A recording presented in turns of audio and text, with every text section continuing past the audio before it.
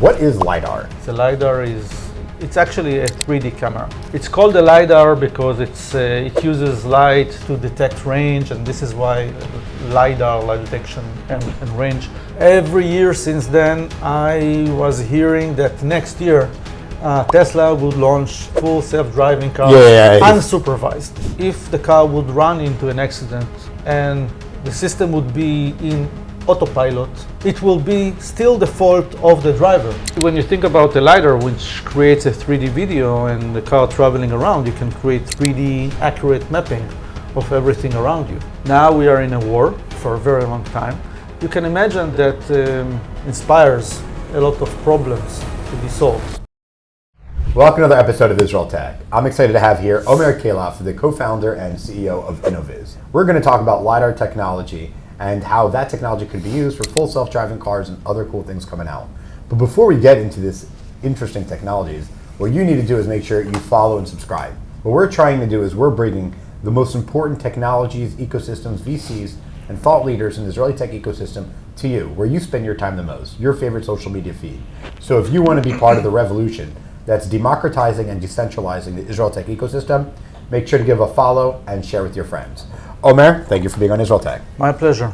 Well, first I think we should say thank you to our host, LumiTech, for hosting them in their offices in Herzliya. But before we start, I wanted to ask, what is LiDAR? There's so many different technologies that seem to be competing in this space, and it's hard to distinguish between them. I think the best way to describe and explain to people what is a LiDAR is it's actually a 3D camera. It's called a LiDAR because it uses light to detect range, and this is why LIDAR, light detection and range. Basically, it's a laser scanner. The physical, I would say, the description behind it is that we use lasers to emit short pulses of light that basically bounces off of objects, and we measure the time that it takes for it to travel. So by doing that in a very fast manner, in high resolution, we can capture the scene in a 3D manner, in a way getting a 3D understanding of everything around the vehicle. So you can imagine for an object that tries to maneuver in a complex environment, if you have a very accurate 3D understanding of everything around you, it's giving you the ability to do that in a safer manner. When I get like a speeding ticket, or I don't mean from the cameras, right? And there's like a cop hidden on the side of the road and he's pointing a radar gun, and that's usually a laser that helps you. Right? Is that the same technology? Is it similar to it, inspired? It's actually very similar, but only in one point. Right. So basically, he points a laser towards you, measures the distance that you are to it, but actually also the velocity. And by doing that, he can basically determine if you're overspeeding. Right. And give you a ticket. Right. Well, if he's not if you drive fast enough, you can. Yeah. So the technology is on the car, let's say, and it goes in all directions, 3D, and then it lets you know where there are objects, if they're moving, in what direction, and what speed they're moving. But it doesn't see the objects. So, like, if something's moving at a certain speed, will it be able to know if it's a car or a bicycle, a pedestrian, you know what I mean, walking, or someone on a Segway, as an example? Okay, let me answer. So basically, you would ask the same question for the camera, right? So every pixel by itself might not let you know what it is, but by applying a certain image processing or computer vision, you can basically translate it into objects and classification. So we do the same. So the output of the sensor is a 3D image or a video, and we train that data versus recordings and tagging, etc. And by using computer vision, we can provide you details, such as you said. If these are people, cars, where are they heading, and this is part of what we offer. As we speak, there are cars driving in Germany today. BMW i7 is currently offered in the market in Germany for an autonomous driving, and their car is driving autonomously based on using not only the LiDAR data that we provide, but also the computer vision. So Innoviz is not just a LiDAR company. we are providing the sensor, but also the software perception that allows the car to understand what it sees. Before we continue, let me tell you about our partners, The Recruitery. The Recruitery places go-to-market talent for early and growth stage cybersecurity companies. The Recruitery specializes in recruiting and retaining top talent in global markets. If you're looking for a recruitment company to help your cybersecurity company close cultural gaps and find great talent on the ground that can help you scale, we recommend you also partnering with our partner, The Recruitery. And now, back to the show. So what problem were you trying to solve at first when you guys were developing this technology? Well, when I started, it was clear that LIDAR is a necessity for self-driving cars, but it was also a bottleneck in the sense that without being able to build it in a small form factor, affordable, I mean, at that time they cost around $75,000 each, and they were very big and unreliable, and so it was a multi-directional kind of problem. You had to solve a lot of problems in order to bring it to scale. And the problem we were trying to solve was that we were trying to enable autonomous driving in scale. I mean, we didn't want it to be just an R&D project. We wanted to develop something that actually enables car companies to use it for, mass market. So would you be able to take this technology and put it on any car, or does it need to be involved in the manufacturing process? So basically, in order for a self-driving car to be, I would say, calibrated and make sure that all sensors are aligned, etc., usually car makers are building it as part of the production. If you add the sensor as an add-on to your system, you can use it for level 2, kind of like a warning, such as similar things that Mobileye has done in the past. But for safety-related elements, you need to be part of the car from the manufacturer. So how long are we talking about, do you think we see FSD, full self-driving? Yeah, so basically, as I told you, there is a BMW car driving already in Germany, which offers an autonomous feature where people can push a button, and once they go on the highway, they can disengage. They can read a news. Only on the highway, though. Yeah, currently it's only on the highway. Next year, we are expecting to see the launch of Volkswagen Robotaxi, and that's going to be offered in the US and in Germany at first, and then worldwide. We are working with Mobileye on several platforms which are going to be launching also end of next year in 27. So yeah, it's coming. So what is your competition then? Because here, there's Waymo, there's Tesla. Are these your competition? I mean, is there room to have multiple different kinds of technologies for full self-driving cars, or for cars to be able to communicate with each other? Is that necessary? Like, if we were to fast forward 5-10 years even, what do you think the landscape would look like? So you asked many different questions. Sorry. I'm supposed to ask one question at a time. Waymo is not my competitor, so Tesla is not. They are potential customers, right? Got it. Eventually, we offer the technology that enables these companies to provide autonomous driving. In order to have a car that is fully sufficient to be safe and driving on the road, you have a full stack, which requires cameras and LIDARs and radars, and you need to have very, I would say, mature software stack that knows how to do driving decision, right? I mean, even if we provide the LIDAR and the perception software for the LIDAR itself, you still need to fuse it with many other sensors, combine it with driving decisions, etc., in order to bring it to the road. Besides the fact that you need to build it into a car. Waymo is a company who tries to develop a full stack, and they need LiDARs. And you have other companies like Mobileye who is trying to do the same. So Waymo is a good example of a company that can really benefit from a low-cost, high-performance sensor that is automotive grade and goes to scale. Tesla is a car company, like many of the other car companies we work with. Tesla is usually a car company that people like to bring up in the discussion around LiDARs. due to the fact that Tesla has kind of their own strategy where they are trying to prove they can solve the problem without LiDARs. But, and this is where it's really interesting, I started the company 9 years ago, and every year since then, I was hearing that next year, Tesla would launch full self-driving cars, unsupervised. Right. Okay? Up until now, every year that promise has been delayed by a year or two every year. Even now, when he's still talking about the cyber cab or something like that, that is coming along, he hasn't yet proved why something he didn't manage to solve for the last 9 years is going to suddenly be solved. Okay. And basically, do you think there will be eventually? No.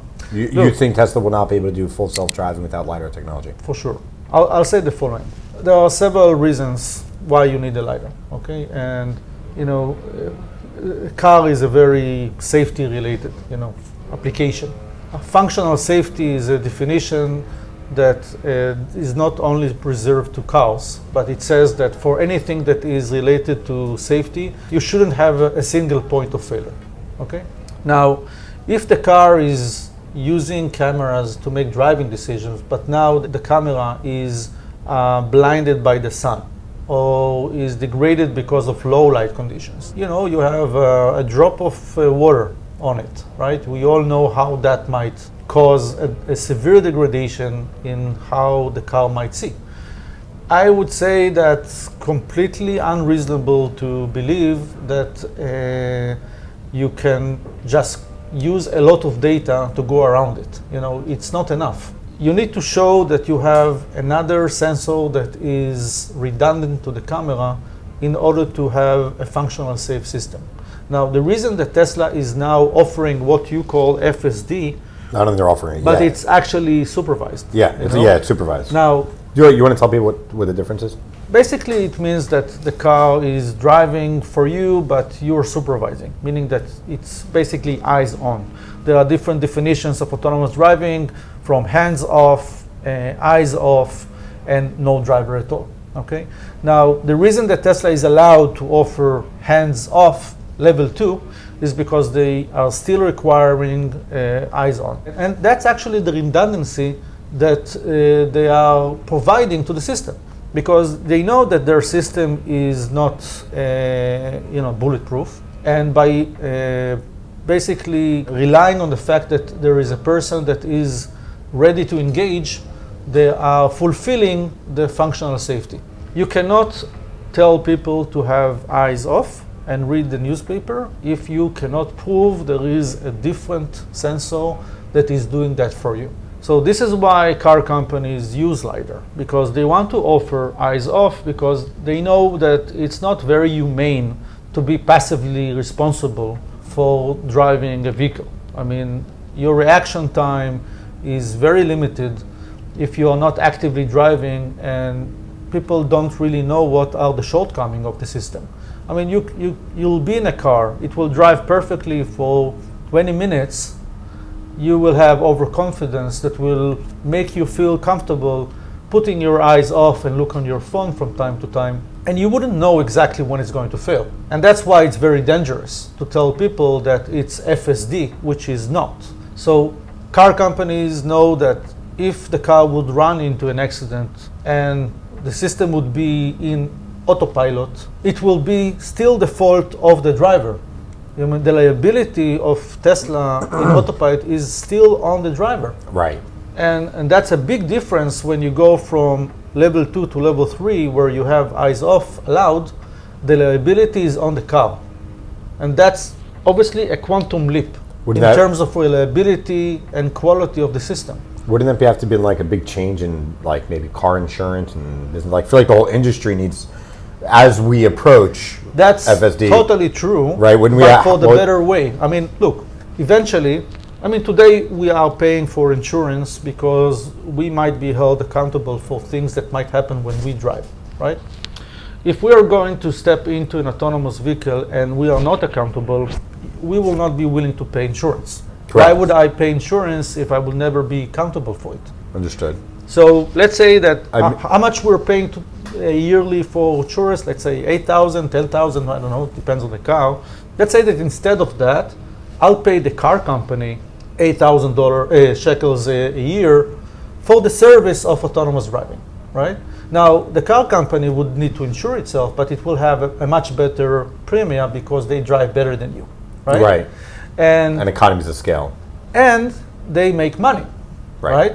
Because eventually they are now able to create recurrent revenues coming from people while they can't today, right? Because most of their revenues are generated from a one-time sale of the car. So for the car companies, the future of autonomous driving is very economical thinking, that they will step into the role of the insurance company in a way and give services of driving. So I think that's basically where things will end up. And that's part of the motivation of car companies to offer that, because it will make them wealthier. So we're moving from transportation from hardware to hardware and software together. If anything, maybe even more, right? Very strongly on software. It's called software-defined vehicles. Software-defined vehicles. It's kind of the future. Do you guys call it SDV? SDV, yeah. I knew it.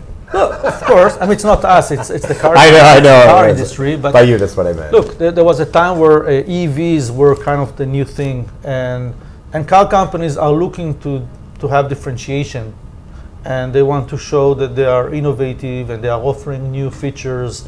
And the EV, in a way, was some of the point where car companies were pointing at to show that they are working on the next thing. EV, in a way, kind of became normalized and pushed out a little bit, etc. And today the competition is even more fierce because you have a lot of Chinese car companies that saw the opportunity of EV as a point where they can step in and actually compete with the Western OEM that up until then, the art of designing an engine, a combustion engine, became a friction they don't need to deal with, right? All of the expertise of developing the ideal combustion engine fade away. And to build an electric motor, it's really easy. So all you are left with is just building a car with components that are, you can call them off the shelf, but they don't hold a lot of, 100 years of expertise. And the Chinese car companies saw the opportunity to step in and compete with many Western OEMs and basically create the big problem. And Western OEMs are looking for ways to differentiate now, because the standards that are provided in the Chinese cars is very high. So they understand that possibly where they can offer an advantage is in software-defined vehicles. In vehicles where the value is generated more by software and not just hardware. Now, the LIDAR is part of that, because when we talk about autonomous driving, you can understand the benefit of having a higher quality software, but you also need a very good sensor to support it. That's where we come in. So what about the security of full self-driving? Should we be worried that, let's say, China is selling electric cars that might be able to have events that they can control potentially your vehicle from Beijing? It's a valid concern. So I'm right, yes. Right. Yeah. It's a valid concern. I mean, actually, I think just 2 weeks ago there was some new ruling that Chinese cars cannot cannot go in military camps in Israel. Wow, Yeah. That's how bad it is, right? Meanwhile, I remember we used to have Huawei phones. People stopped getting those. Those got secretly, quietly banned. I don't see them in stores anymore. I don't know. Right? I remember we used to have one, and I'm like, you can't come in my house with that thing. Look, it's a very sensitive, I would say, device, right? I mean, and you have sensors around it. And by the way, LIDARs are also, in a way, considered national security sensors, because they can map. Basically, when you think about the LiDAR, which creates a 3D video and the car traveling around, you can create 3D accurate mapping of everything around you. You can create basically a 3D model of everything you go around it. Wow, right. And so in some countries it's considered, I would say, a national security device. Yeah, I would think. It's wild. Do you think when it comes to Israel, I mean, obviously we're putting regulation for security purposes. What do you think the future of Israel moving to full self-driving? Mm-hmm. I think we have a great ecosystem for it. We're small, we're transportation island, technologically advanced. I think I look at that from kind of like who is the local players that could host such a, I would say, a system. I think Mobileye is one of the most important players in autonomous driving. And it makes a lot of sense that a company who is local with many of their people here would want to have tests and basically, production here. Are they doing that? They are doing many tests in Israel, and the government is supportive of that. And I believe that it would possibly be a good reason why we'll see services in Israel. When? In the coming years, 2-3 years. Okay. Well, let's see if your time frame is better than Elon Musk's. Yeah. That's jokes aside. So there's a lot of information, a lot of integration of systems. Now, the technology that you guys have developed and are working on, is that taken from your military experience? Where did the ideas come from? Why did you guys decide it was an issue? What came to be?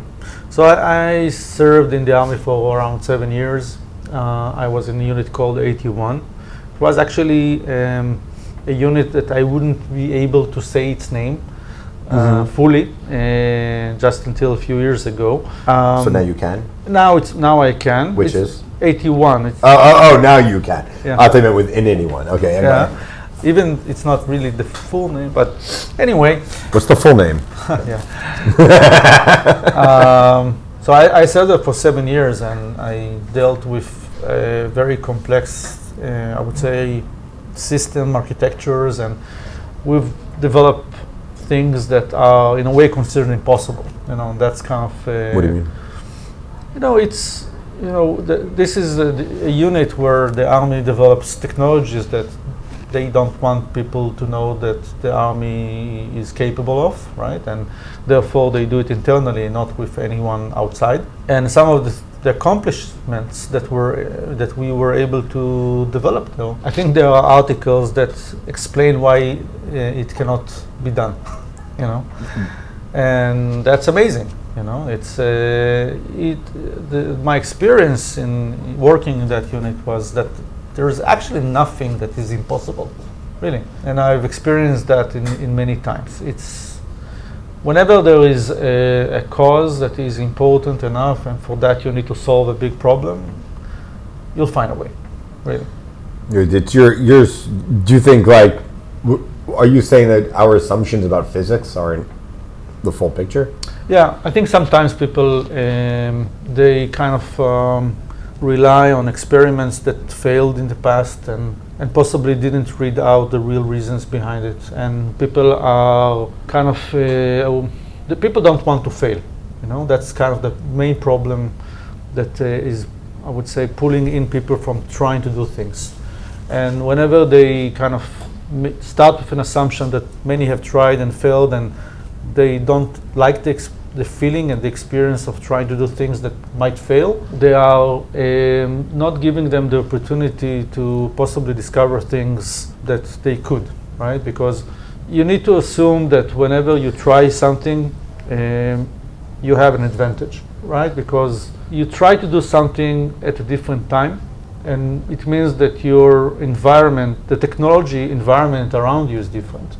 So you might have better tools to try to solve a problem someone tried in the past and failed. That's part of the reason why you see, the speed of technology development these days, because, the ecosystem, the environment is much more developed than it was in the past. So what I'm trying to say is that one of the big advantages that people can use is just the fact that you can find problems that are really important, because you can see how many times people have tried and failed, and that's a good sign that it's important. But you have the advantage to try to solve it in a better way. And that's what we did at Innoviz.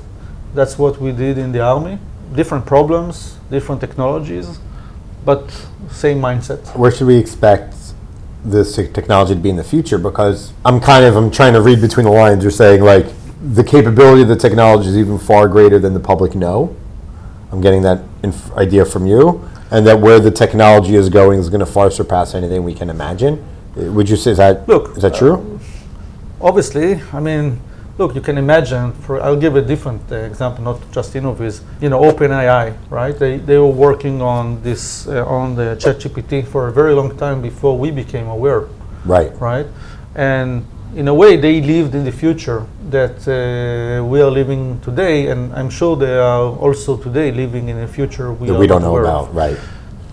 Same with Innoviz, right? We in a way we live in a different future, in a different, I would say, reality than people outside the company live in, right? We understand where things are going and what are the capabilities before people become aware, only after we probably tell, right? So yes, of course, there is always work in motion for new technologies and new developments, and in a way we can also I would say imagine how the world looks like, and it looks like this is definitely going to be, right? And for people it's still imaginable. Okay, I can give you an example.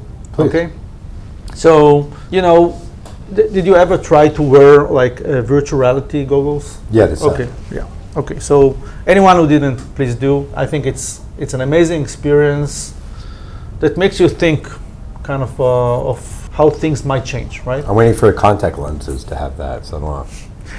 Now, it's amazing how easy it is to kind of fool the mind, right? In understanding that suddenly you're in a different environment and it looks very natural. Now, if you think about it, those devices are the first time that people are able to consume digital 3D data. Right? Up until now, we are used to look on images like this television, right? Our phones, our laptops, it's a 2D screen, right? We are only able to consume digital data in a 2D manner.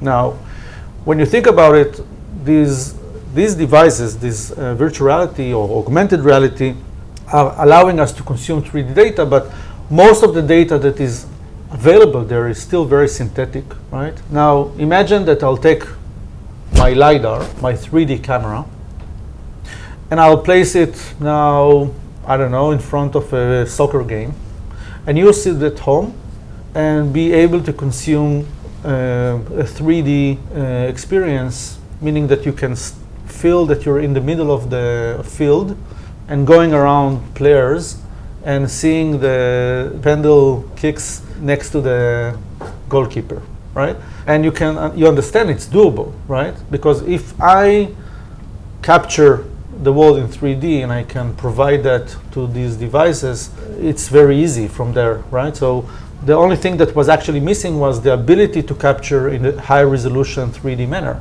And it's available now, right? So I can imagine, right, that in the not very far future, that will be a very consumer experience. Is that where you're moving? Are you expanding in business-wise to more of the consumer? I have no doubt it will get there. So, of course, we are minded about it, right? Because I know that people would be able to use 3D cameras everywhere. It's not just, today you have 2D cameras on your phone and everywhere around the street. We live in a 3D environment. A 3D camera is going to replace 2D cameras everywhere, right? And it's going to be used in consumer applications, but also in many other applications, not just self-driving. If I would do this session and you'll ask me, what is Innoviz developing? And I'll tell you, we're developing a 3D camera. I don't think that the first guess would be, autonomous driving, right? 3D camera is a sensor. It's just another way to capture data in a 3D manner.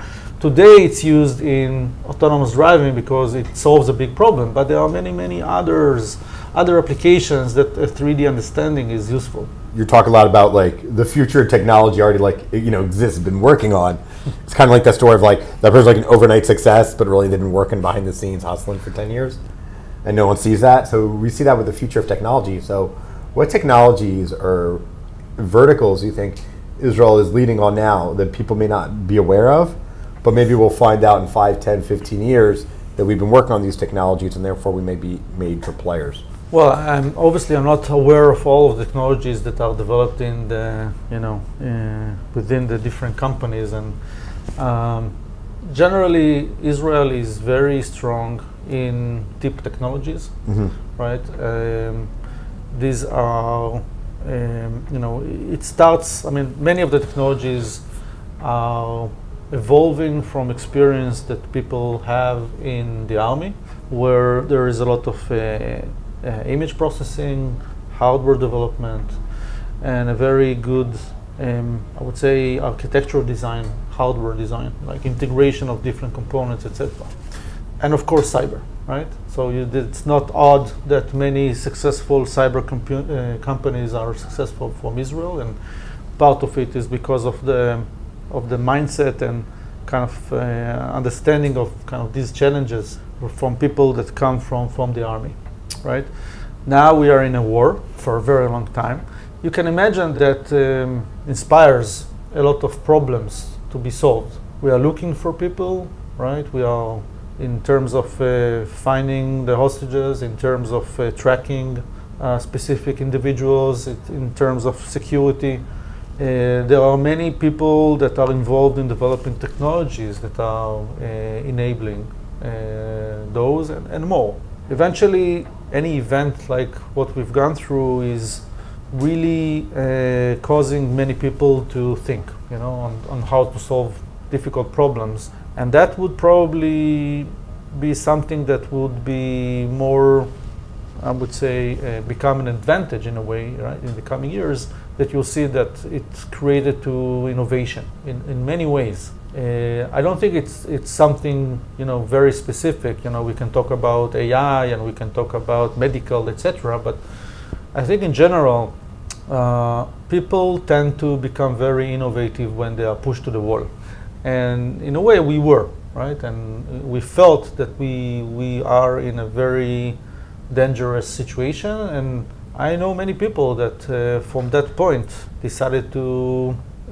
take leadership and try to solve problems. So I think it's going to be exciting to see how these technologies would serve different areas in the world. I don't think it's just one specific. What are you most excited about for the future in technology? I personally am very, I enjoy creativity. I think that the tools that are were enabled in the last few years around playing with ideas and allowing you to, to experiment fast is something that I'm very excited about and I enjoy working with. I think it will push more people to try more things, and that's exciting for me in regards to technology. Awesome. So we're excited about the future too.